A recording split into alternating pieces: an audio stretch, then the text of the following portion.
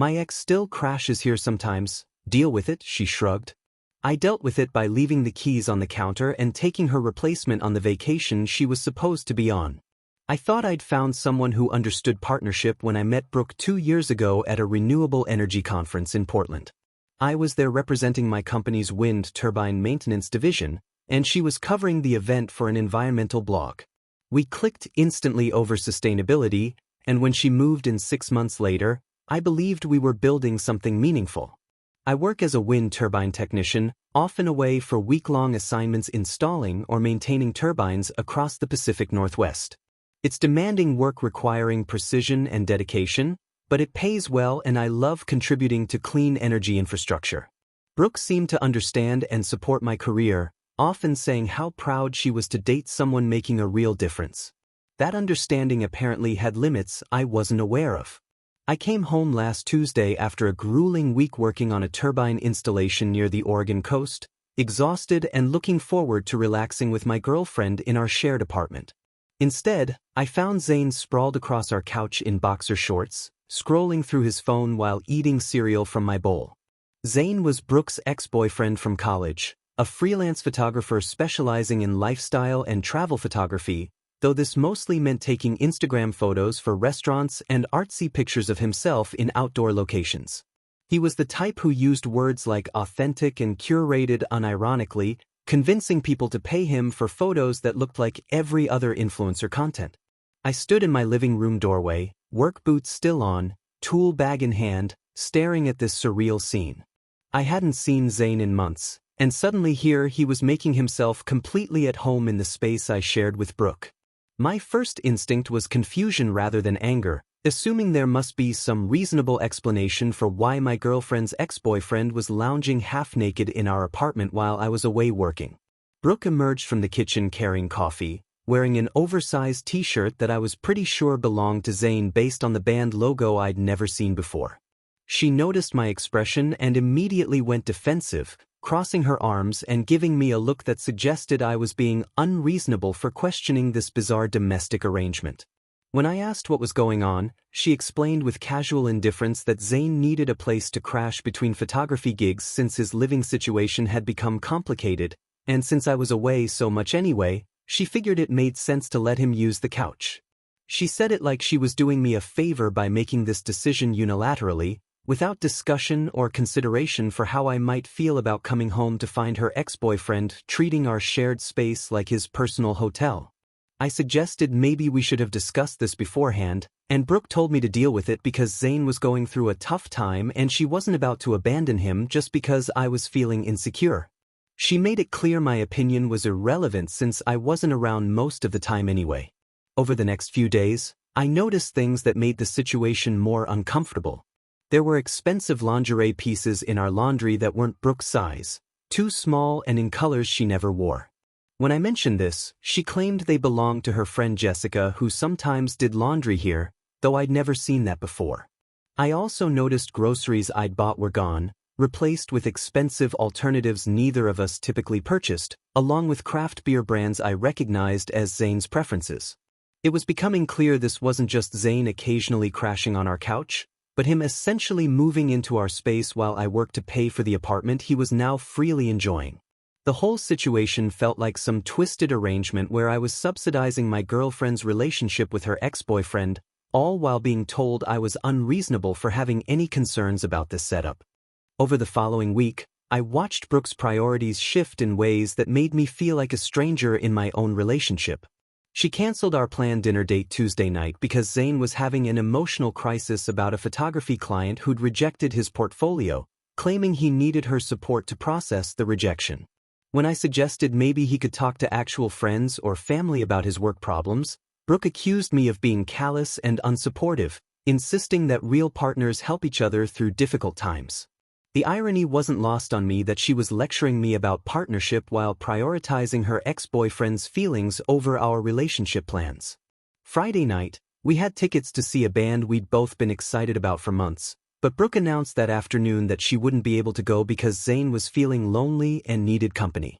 She suggested I take a friend instead, as if our relationship activities were interchangeable and my disappointment was just an inconvenience to work around. When I pointed out that we'd bought these tickets specifically to go together, she shrugged and said sometimes you have to make sacrifices for people you care about, apparently not recognizing the bitter irony in that statement. I started paying closer attention to their dynamic and realized how much intimate information Brooke had been sharing with Zane about our relationship problems. I overheard him giving her advice about how to handle my concerns about his presence, suggesting ways she could frame the conversation to make me seem controlling and possessive. He knew details about arguments we'd had, my work schedule, even my financial situation, information that Brooke had clearly been discussing with him during their private conversations while I was away. The fact that they were strategizing together about how to manage my reactions to their arrangement made me feel like I was being manipulated by both of them. Things reached a breaking point when I discovered that Brooke had given Zane a spare key to our apartment without discussing it with me first. I found out when I came home early from work one day to find him letting himself in while Brooke was still at her job, acting completely comfortable with having independent access to our shared living space.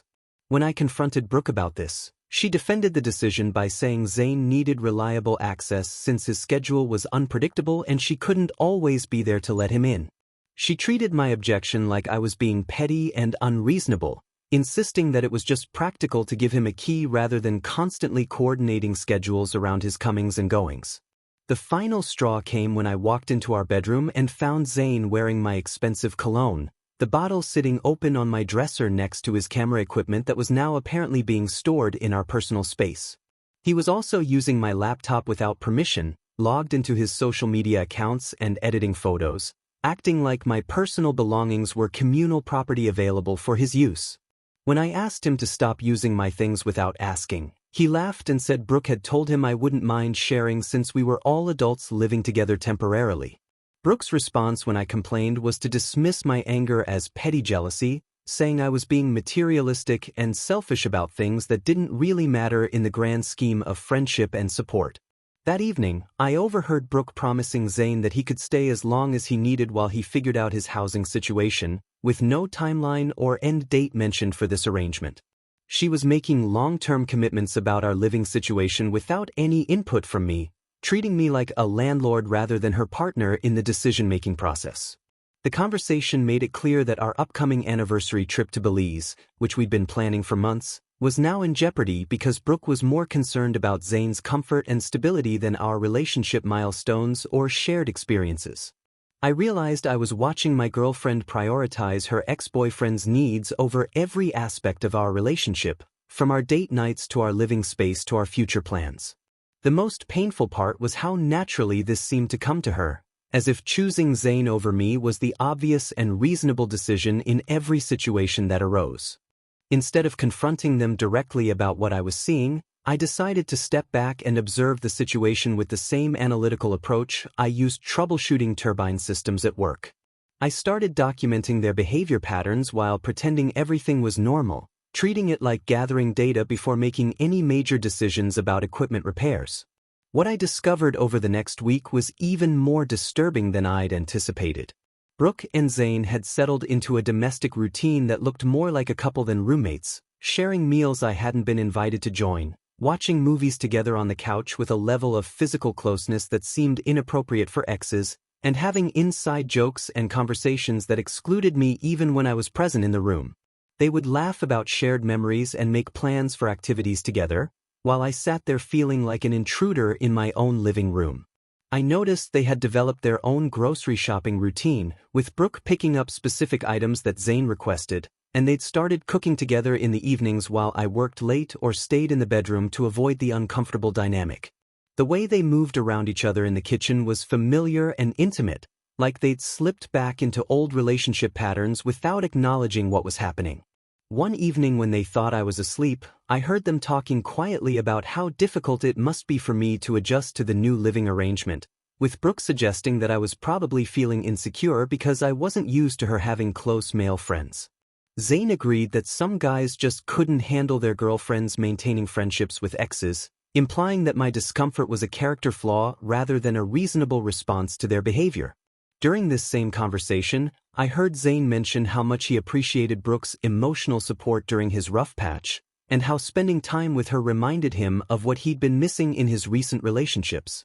The whole exchange made it clear that they were both aware of the inappropriate nature of their arrangement but had decided to frame my concerns as jealousy and possessiveness rather than legitimate boundary issues. I realized I needed to make some changes in my own life, regardless of how this situation with Brooke resolved itself. I pulled out my phone and found the contact information for Luna, a marine biologist I'd met 6 months earlier during a project installing offshore wind turbines near the coast. She'd been fascinated by the environmental impact of our work and had given me her number after we'd spent an entire afternoon discussing coral reef restoration and renewable energy sustainability.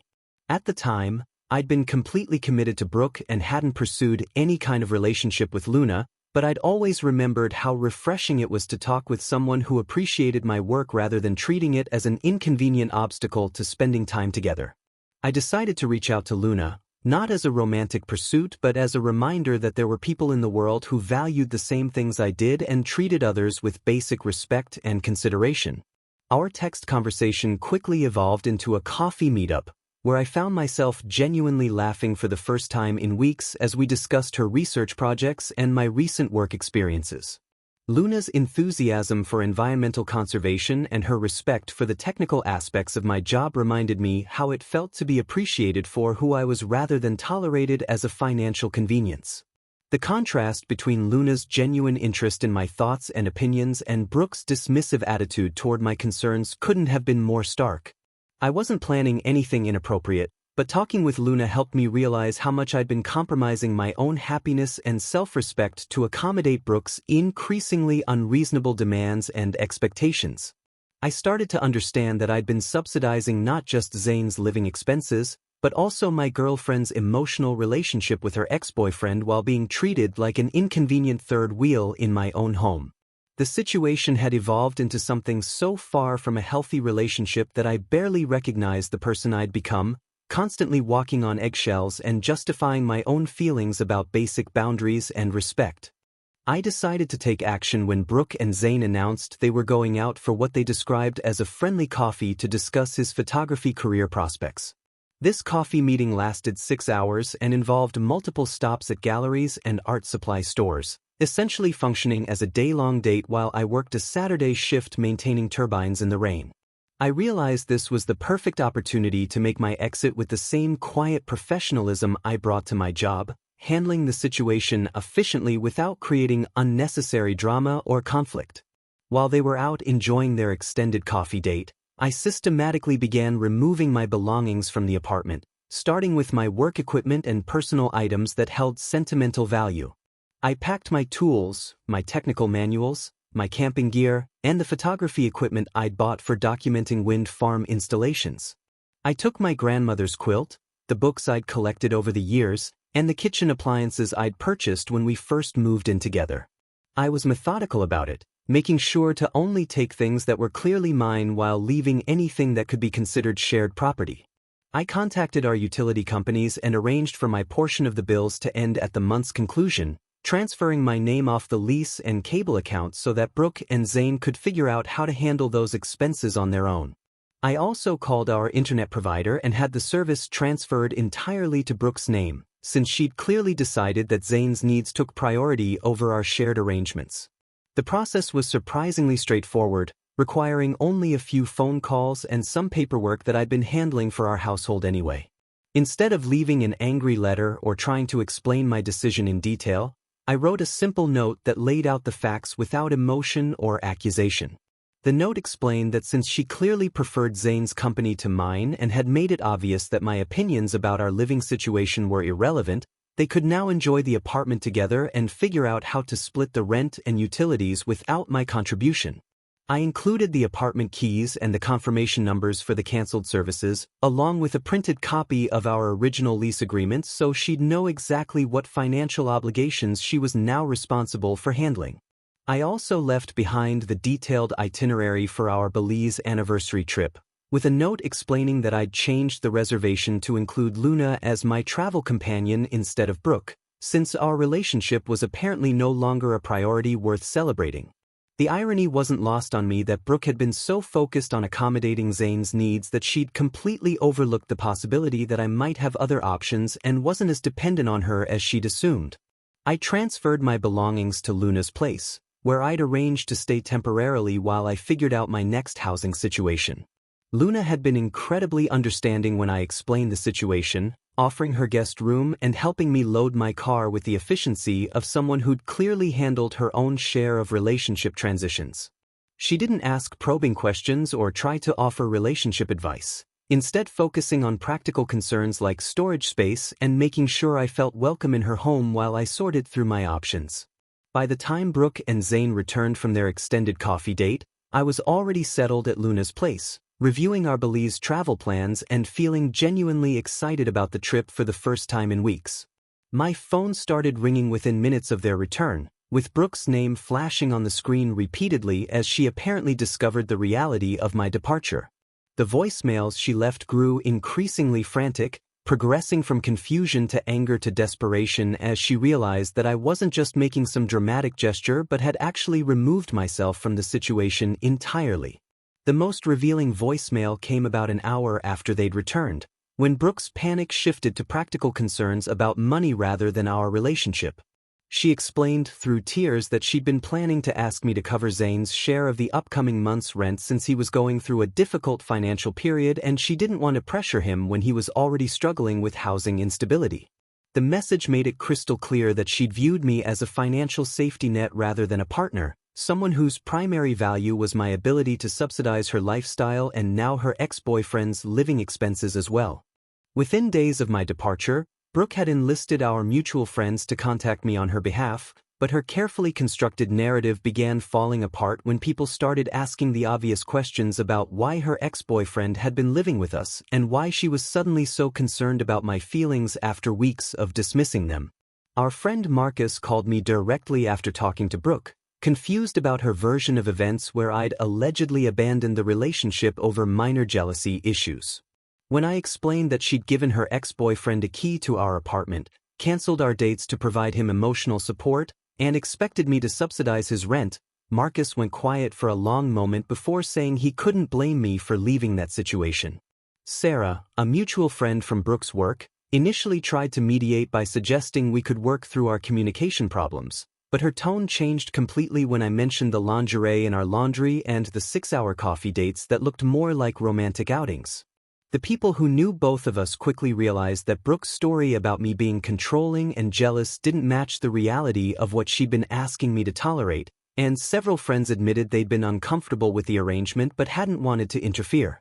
Meanwhile, Luna proved to be everything Brooke had never been in terms of respect, independence, and genuine partnership.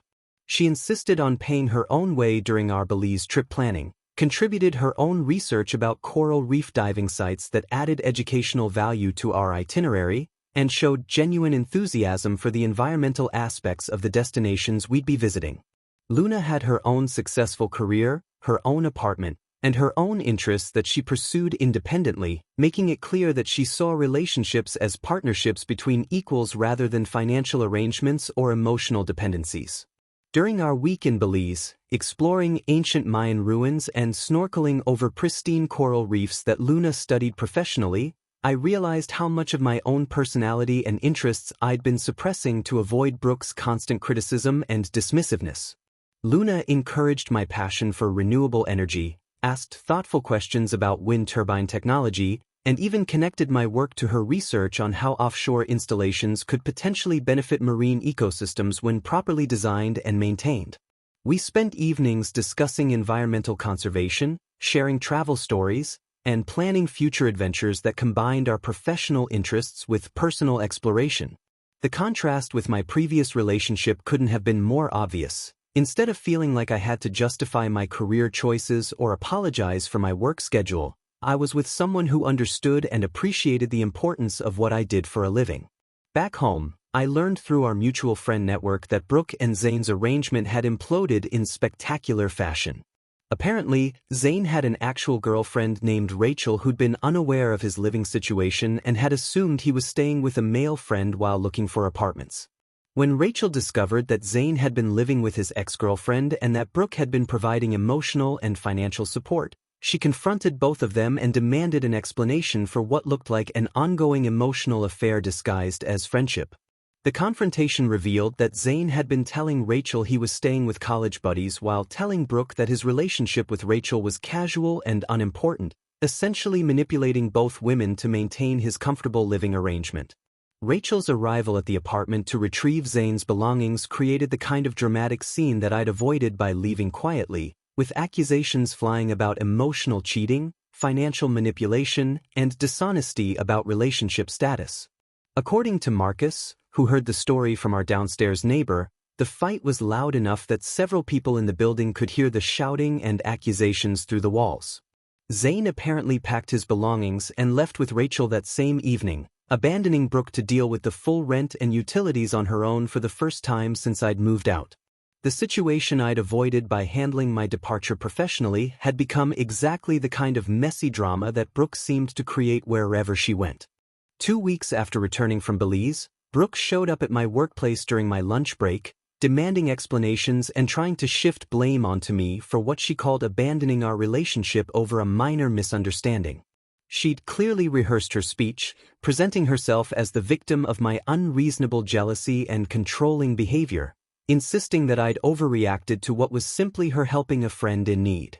The conversation took place in the parking lot outside our company's maintenance facility, where several of my colleagues could overhear her increasingly dramatic accusations about my inability to trust her and my selfishness in prioritizing my own comfort over Zane's housing crisis. My supervisor Jake, who'd met Luna when she visited me at work to discuss coral reef research related to our offshore projects, witnessed the entire confrontation and later told me he was impressed by how professionally I handled Brooke's manipulative tactics. Brooke's version of events fell apart under the most basic questioning about why she'd given her ex-boyfriend a key to our shared apartment without discussing it with me, why she'd been canceling our dates to provide him emotional support, and why she'd expected me to subsidize his living expenses indefinitely. When I mentioned that I'd found women's lingerie in our laundry that wasn't hers, she immediately deflected by accusing me of going through her personal belongings and violating her privacy, completely avoiding the obvious question of whose intimate apparel had been in our shared laundry basket. The most revealing part of the confrontation came when she suggested that we could resolve our differences by all living together like modern adults, proposing that I move back in and we could establish ground rules that would make everyone comfortable with the arrangement. She genuinely seemed to believe that my problem was with the logistics of the situation rather than the fundamental disrespect she'd shown for our relationship boundaries, suggesting that better communication could solve what she saw as a simple roommate compatibility issue. When I explained that I was in a relationship with Luna now and had no interest in returning to the toxic dynamic she'd created, Brooke became increasingly desperate and angry, demanding to know what Luna had that she didn't and insisting that I was making a huge mistake by throwing away 2 years together for someone I barely knew. The irony of her accusing me of not knowing Luna well enough wasn't lost on me, considering she'd moved her ex-boyfriend into our apartment and expected me to accept this arrangement based on his undefined housing needs and her unilateral decision-making. The conversation escalated when she started crying and claiming that I'd never really loved her if I could move on so quickly, apparently forgetting that she'd been the one prioritizing her ex-boyfriend's emotional needs over our relationship for weeks before I left. Her tears seemed genuine this time, but they were clearly motivated by the realization that she'd lost her financial stability and emotional safety net rather than any actual regret about how she treated me during our relationship. Jake, my supervisor, intervened when Brooke's voice became loud enough to disturb other employees, politely but firmly suggesting that personal conflicts should be resolved away from the workplace and offering to call security if she couldn't control her behavior. The fact that my colleagues were witnessing this meltdown was embarrassing, but it also validated my decision to leave the relationship quietly and professionally rather than engaging in the kind of public drama that Brooke seemed to thrive on.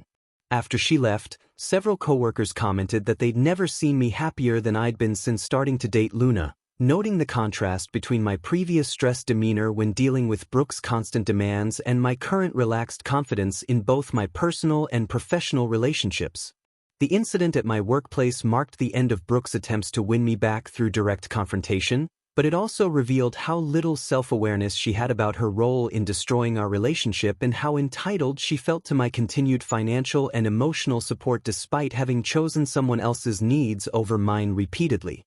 6 months later, I had moved in with Luna near the marine research facility where she worked, and I'd been promoted to senior turbine maintenance specialist with expanded responsibilities overseeing offshore wind installations. Our relationship had developed into genuine partnership built on mutual respect, shared environmental passions, and individual independence that strengthened our connection. Luna proudly introduced me to her research colleagues, explaining my renewable energy work and even incorporating my technical insights about wind patterns into her coral restoration projects. We spent weekends exploring tide pools, hiking coastal trails, and planning diving trips to locations where Luna could conduct field research while I documented underwater turbine foundations for environmental impact studies. Instead of constantly defending my career choices, I was with someone who understood that our professional success contributed to shared goals for environmental conservation and financial stability. Luna had her own research grants, publications, and professional contacts, seeing relationships as partnerships between equals rather than opportunities for financial dependence. Through our friend network, I learned Brooke was struggling significantly without my financial support. Marcus told me she'd moved back with her parents after being unable to afford rent on her blog salary, posting bitter social media content about toxic masculinity and men who abandon women during difficult times. Her Instagram evolved from lifestyle content to motivational quotes about independence and recovery from narcissistic relationships, rewriting our history to cast herself as victim of my controlling behavior. The most telling detail came from Sarah, who mentioned Brooke had started a GoFundMe campaign for moving expenses, describing herself as a struggling environmental journalist who'd been financially abused by an ex-boyfriend who used money to control and isolate her from friends. The irony was obvious to anyone who knew the actual circumstances, but it showed how she'd convinced herself that my refusal to subsidize her lifestyle indefinitely constituted financial abuse rather than reasonable boundary setting.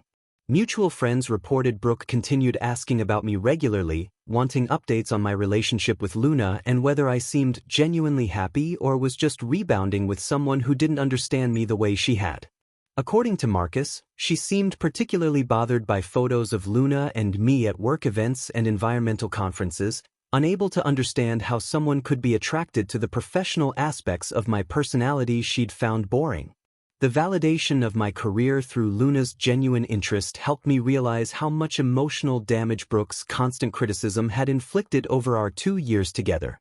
One evening, while reviewing data from Luna's coral health assessment project, she mentioned how refreshing it was being with someone who appreciated intellectual curiosity and professional dedication rather than seeing career ambitions as obstacles to personal convenience. Her comment made me reflect on how much I'd been compromising my values and interests to accommodate someone who didn't respect my work or who I was when I wasn't trying to please her constantly. The most satisfying aspect wasn't watching Brooke struggle with consequences of her choices, but the daily experience of being appreciated for exactly who I was instead of being tolerated as a financial convenience while expected to change my personality to meet someone else's unrealistic expectations. I realized that being told to deal with it had actually been the push I needed to recognize my own worth and find someone who valued partnership over convenience, respect over control, and genuine compatibility over financial dependency. The life I was building with Luna felt authentic in ways my relationship with Brooke never had, built on shared values and mutual support rather than one-sided accommodation and constant compromise of my fundamental beliefs and interests.